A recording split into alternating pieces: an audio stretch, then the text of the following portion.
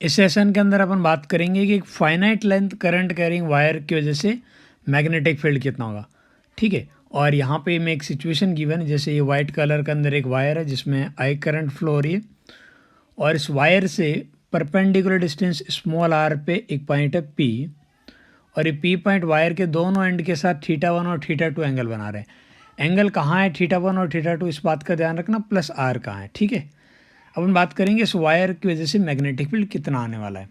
Again अपन वापस उसी बात पे आते हैं कि भाई एक स्मॉल करंट कैरिंग जो वायर है, यानी इन एक बिल्कुल एलिमेंटल करंट कैरिंग वायर, उसकी वजह से मैग्नेटिक फील्ड हमें पता है। कैसे पता है? बायो सावर्ट लॉ से, बराबर है। तो यहाँ पे अपन एक छोटा सा सेगमेंट लेंगे और उसकी वजह से पहले निकालेंगे। जैसे मैंने ये ले लिया एक छोटा सा सेगमेंट, ये यहाँ पे ये एंगल ले लेता हूँ मैं अल्फ़ा, और अल्फ़ा एंगल पे हल्के से डी अल्फ़ा एंगल की बात करेंगे। ठीक है, अल्फ़ा एंगल पे मैंने हल्का सा डी अल्फ़ा एंगल लिया है, तो यहाँ एक छोटी सी लेंथ आ जाएगी। लेट सपोज इस लेंथ को मैं मान लेता हूँ डी एल। अब इस डी एल लेंथ की वजह से पी पॉइंट पे मैग्नेटिक फील्ड कितना होगा वो बात करते हैं। तो बायो सावर्ट लॉ से आप एलिमेंटल मैग्नेटिक फील्ड जो डी बी रहेगा एट पॉइंट पी, वो आता है आपस mu naught upon 4 pi I D L, नीचे आता है डिस्टेंस का स्क्वायर। अब डिस्टेंस कितनी है? ये वाली डिस्टेंस तो आ रहा है, हमें ये वाली चाहिए। ठीक है, ये वाली जो डिस्टेंस है इसकी बात करेंगे अपन। तो ये डिस्टेंस कितनी है? थोड़ी देर के लिए मैं ये वाली लेंथ को है ना एल मान लेता हूँ, यहाँ से यहाँ तक लेंथ एल मान लेता हूँ। तो उधर वाली लेंथ के स्क्वायर को मैं लिख सकता हूँ क्या?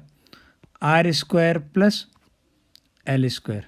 तो ऑटोमेटिकली इस लेंथ का स्क्वायर आ जाएगा, जो बेसिकली पी पॉइंट का पोजीशन वेक्टर होगा डी एल के रेस्पेक्ट में। और ऊपर आता है हमारे पास साइन और एक एंगल। अच्छा, वो एंगल किसके बीच का होता है? एंगल होता है हमारे पास डी एल वैक्टर और पोजीशन वेक्टर का। ये रही पोजीशन वेक्टर वाली लाइन और ये आपस डी एल वाली लाइन, तो इनके बीच का एंगल, इस एंगल की बात होगी। ये वाला एंगल काम आएगा जो वहाँ लिखना पड़ेगा। ठीक है, तो ये वाला एंगल कितना होगा वो आपको चेक करना है। ये अल्फ़ा है, ये 90 माइनस अल्फ़ा है। अरे ये वाला 90 माइनस अल्फ़ा हो जाएगा ना, ये 90 माइनस अल्फ़ा है। तो ये वाला एंगल मैं कितना लिख सकता हूँ? ये लिख सकता हूँ ना 180 माइनस 90 माइनस अल्फ़ा। तो ये एंगल आ जाएगा आपके पास 90 प्लस अल्फ़ा, बराबर है। तो साइन के अंदर एंगल आ जाएगा हमारे पास 90 प्लस अल्फ़ा। बोलो बायो सावर्ट लॉ तक तो कोई दिक्कत नहीं है। अभी मैं डायरेक्शन का बात बाद में करूँगा, यहाँ तक स्टोरी देखो, कोई दिक्कत नहीं। मैं इसको और अच्छे से लिख देता हूँ। तो डी बी की न्यूमेरिकल वैल्यू रहेगी mu naught upon 4 pi I D L sine 90 plus alpha, इसे मैं लिख सकता हूँ कॉस अल्फ़ा, चलेगा? तो ये आ गया कॉस अल्फ़ा, और नीचे हमारे पास आ गया R square plus L square. अच्छा, यहाँ तक स्टोरी में किसी को कोई दिक्कत नहीं है ना? देख लीजिए भाई, कोई दिक्कत हो तो। एकदम बढ़िया है, अरे ठीक है ना। अच्छा, अब आगे वाला पार्ट कैसे चेक करना है उस पर बात करते हैं। अब आगे थोड़ा तो मैथमेटिक्स वाला पार्ट है, आगे वाली चीज़ों को मैं आराम से अलग से समझाता हूँ। उम्मीद करता हूँ इसे इक्वेशन नंबर 1 बना देता हूँ कि यहाँ तक किसी को कोई समझने वाली पॉइंट से कोई दिक्कत नहीं है। इक्वेशन 1 तक का नज़ारा एकदम बढ़िया है, मैं सही बोल रहा हूँ ना? ठीक है, अब आगे बात करें। देखो, इन दोनों में जब रिलेशन की आप बात करोगे तो इन दोनों में रिलेशन आप अलग अलग तरीके से निकाल सकते हो, कोई आपत्ति वाली बात नहीं है। मैं एक तरीका तो बोल सकता हूँ कि यार ये लेंथ जो है ना, आर्क की लेंथ कहीं ना कहीं होगी, लेकिन यदि आप आर्क की लेंथ से सोच रहे हो तो आपको ये पता होना चाहिए आर्क की लेंथ कहीं ना कहीं ये वाली जाएगी। जब आप आर्क की लेंथ निकालने जाओगे तो ये लेंथ आपको मिलेगी। ये जो मैंने पिंक कलर में दिखे ना, इस लेंथ का आपको पता है, ये लेंथ मैं लिख सकता हूँ। पिंक वाली जो लेंथ है ना, थोड़ी देर के लिए मैं इसे एक काम करो डी एक्स लिख देता हूँ थोड़ी देर के लिए, छोटी सी elemental length D X pink वाली। तो आप ये एलिमेंटल लेंथ इसे आप पता कर सकते हो, ये कितनी होगी? आर्क की लेंथ होती है radius, radius basically R square plus L square की power 1/2, radius multiply by angle. एक तरीका तो ये है आर्क की लेंथ लिखने का, ठीक है। लेकिन अब हमें डी एल और डी एक्स में रिलेशन चाहिए। अच्छा, ये एंगल अल्फ़ा है और ये हमारे पास 90 माइनस अल्फ़ा, और ये दोबारा से 90, तो भी अंदर वाला एंगल हम बता सकते हैं ना, वो दोबारा से अल्फ़ा हो जाएगा। तो आप बोल सकते हो कि ये एक छोटा सा एक ट्राइंगल बन रहा है ना, इस तरीके से चेक करो, देखो ऐसा एक ट्राइंगल बन रहा होगा,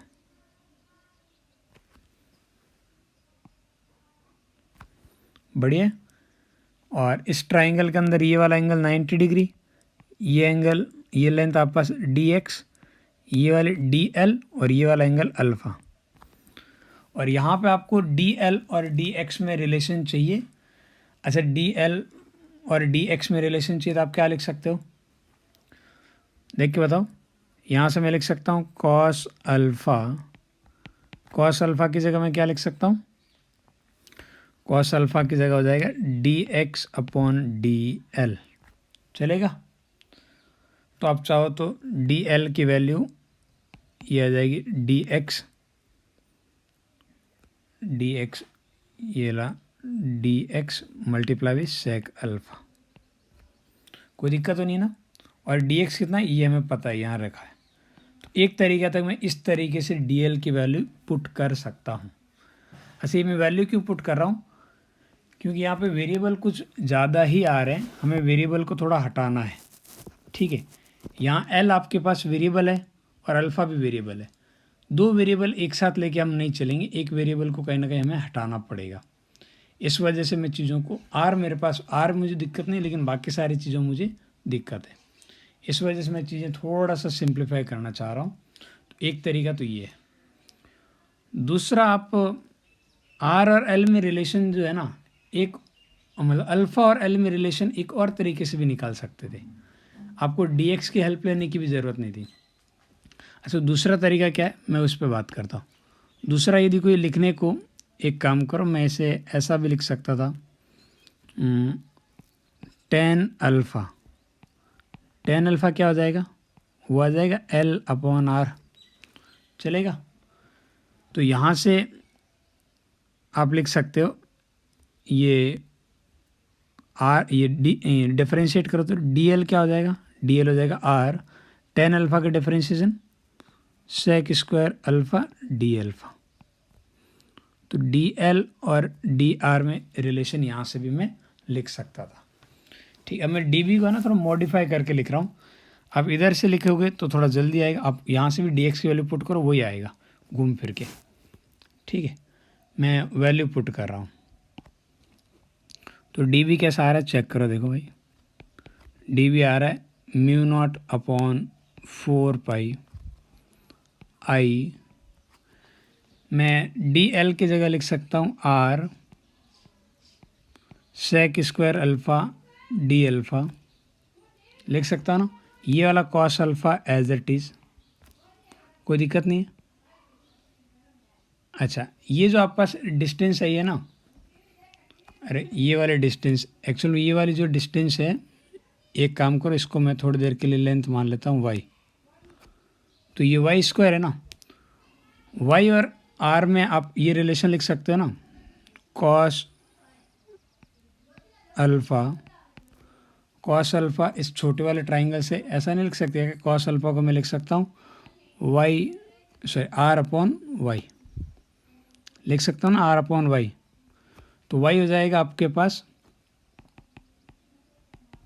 आर सेक अल्फ़ा, तो नीचे ये आपके पास वाई स्क्वायर है ना, तो इसको मैं लिख सकता हूँ R square sec square alpha. तो कुछ चीज़ें आपकी कैंसिल आउट हो गई होगी और प्यारा सा जो डी बी बचेगा वो कुछ ऐसा बनेगा, देखिए म्यू नॉट आई, ठीक है, mu not I cos alpha D alpha, और नीचे हमारे पास बचेगा 4 पाई और एक आर, और तो कुछ नहीं बच रहा है। आर कांस्टेंट है, एंगल के चेंज करने पे आर की वैल्यू चेंज नहीं होगी, इक्वेशन 2। अब अपन आगे बात करेंगे डायरेक्शन को लेके।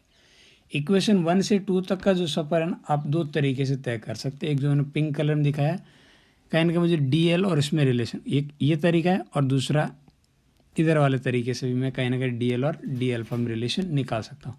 वो आपकी मर्जी, आप किधर से ज़्यादा कंफर्टेबल फील करते हो। ऑटोमेटिकली आंसर दोनों तरीके से सेम आएगा। ठीक है, यहाँ तक स्टोरी बढ़िया है। अब आगे डायरेक्शन को लेके बात करें। चलो भाई, डायरेक्शन के साथ अपन बात करते हैं। तो आपको पता है कि इस DL की वजह से डायरेक्शन किधर आएगी। अब राइट हैंड थंब रूल निकालोगे डायरेक्शन के लिए। जब मैं डायरेक्शन की बात करूँगा, मैं यूज़ करूँगा राइट हैंड थंब रूल। तो राइट हैंड थंब रूल से डायरेक्शन आएगी अंदर की तरफ। अब आप DL की पोजीशन कहीं भी ले लो इस वायर पे, राइट हैंड थंब रूल से डायरेक्शन हमेशा अंदर की तरफ आएगी। यदि डायरेक्शन हमेशा अंदर की तरफ आएगी तो मैं ये लिख सकता हूँ कि रिजल्टेंट मैग्नेटिक फील्ड जो B रहेगा, that is integration of DB। ठीक है, DB का इंटीग्रेशन रहेगा ना, और DB की वैल्यू पुट करता हूँ तो μ0I अपॉन 4πr, और अंदर की साइड में हमारे पास cos alpha D alpha. Alpha के अलावा बाकी सब कॉन्स्टेंट बाहर ले लो। लिमिट देखो अल्फ़ा कहाँ से कहाँ वेरी करेगा, तो अल्फ़ा आपका वेरी करेगा -θ1 से +θ2। चेक कर लो, मैंने अल्फ़ा इस लाइन के साथ क्लॉकवाइज मेजर हुआ है, तो क्लॉकवाइज को पॉजिटिव लिया तो एंटी क्लॉकवाइज ऑटोमेटिक नेगेटिव हो जाएगा, तो -θ1 से +θ2। अब बात करते हैं cos अल्फ़ा का डिफरेंशिएशन इंटीग्रेशन कितना होगा। साइन का डिफरेंशिएशन होता है cos, तो cos का इंटीग्रेशन साइन, तो इसका इंटीग्रेशन हो जाएगा साइन अल्फ़ा बराबर है लिमिट -θ1 से प्लस के θ2। लिमिट पुट करते हैं भाई, देखो μ0I upon 4πr, upper limit put करो तो ये बनेगा sine θ2, minus lower limit put करो तो साइन -θ1 में माइनस बाहर आ जाता है। अरे साइन में माइनस बाहर आ जाता है ना, तो बाहर ले लेता हूँ, तो ये आ गया आपके पास मैग्नेटिक फील्ड। ये फाइनाइट लेंथ वायर की वजह से मैग्नेटिक फील्ड रहेगा। एंगल किस तरीके से मेजर हुआ आपको पता है, स्मॉल आर के आगे से आप इस फॉर्मूले को याद रख सकते हो, μ0I upon 4πr multiply with sine θ2 plus sine θ1। ये जो दोनों एंगल हुए ना θ1 और θ2, ये दोनों ही आर, ये जो परपेंडिकुलर डिस्टेंस है प्लस कॉर्नर को या फिर एंड को मिलाने वाली जो लाइन है ना, उनके साथ के एंगल है, बराबर है। अच्छा, कुछ केसेस डिस्कस कर लेते हैं। जैसे यदि मैं बोल दूँ for θ1 is equal to θ2 is equal to 90 degree, दोनों एंगल यदि 90 हो जाए। अच्छा सोच के देखो, इस सिचुएशन में ये एंगल कब बढ़ेंगे, जैसे से ये वाला एंड नीचे जाएगा लेंथ बढ़ेगी, ऊपर वाला भी कब बढ़ेगा, जब ऊपर वाला एंड ऊपर जाएगा। तो दोनों एंगल 90 का मतलब है ये वाली दोनों लाइनें कहीं ना कहीं वाइट वाली लाइन के साथ पैरेलल हो जाएगी, यानी कि एकदम इनफाइनाइट चली जाएगी। तो इसका मतलब होगा इनफाइनाइट वायर,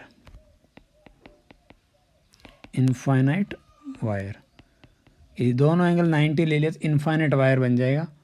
और उस केस में इनफाइनाइट वायर में फॉर्मूला क्या बनेगा, μ0I अपॉन ये साइन 90 प्लस साइन 90 1 + 1 2, तो ये बनेगा upon 2πr, μ0I upon 2πr। ये इनफाइनाइट लेंथ वायर का फॉर्मूला आपको याद रहना चाहिए, ठीक है। अच्छा यदि ऐसी सिचुएशन में मान लो एक और, for θ1 is equal to 0 degree और θ2 ये आपके पास है 90 डिग्री। एक एंगल 0 है, एक 90 है। एंगल 0 का मतलब एक एंड बिल्कुल यहीं आ जाएगा, जहाँ से ये परपेंडिकुलर उसको मैं O मान लेता हूँ, तो O पे आ जाएगा। तो एग्जैक्टली आपके पास इनफाइनाइट वायर का आधा पार्ट है, यानी ऊपर इनफाइनाइट है और नीचे की तरफ बिल्कुल भी नहीं है। तो एग्जैक्टली ये आधा इनफाइनाइट वायर, तो इसे सेमी इनफाइनाइट वायर भी बोल देते हैं, सेमी इनफाइनाइट, ठीक है। और उस केस में फॉर्मूला ये मैग्नेटिक फील्ड कितना आ जाएगा, μ0I अपॉन 4πr, आगे एक साइन 90 की वजह से 1 और एक 0 की वजह से 0, 1 + 0 1। तो ये आपके पास सेमी इनफाइनाइट की वजह से। इन दो के अलावा कुछ भी सिचुएशन हो, वैसे मैं हमेशा सजेस्ट करूँगा आप इसी फॉर्मूले पे रहिए। कहीं एक एंड इनफाइनाइट भी जा रहा हो ना, तो जल्दबाजी में उसे सेमी इनफाइनाइट मत बोल दीजिएगा। आप इसी वायर पे फोकस रखिएगा, कभी गलती नहीं होगी। ठीक है, तो फाइनाइट या इनफाइनाइट वायर कुछ भी बात करें, ये पूरा डिस्कशन अपना हो गया है कि मैग्नेटिक फील्ड कितना होगा एक फाइनाइट वायर की वजह से, या सेमी इनफाइनाइट की वजह से, या फिर इनफाइनाइट वायर की वजह से। सारे केसेस अपने डिस्कस कर लिए। उम्मीद करता हूँ इस पूरे सेशन में आपको कहीं कोई दिक्कत नहीं आई।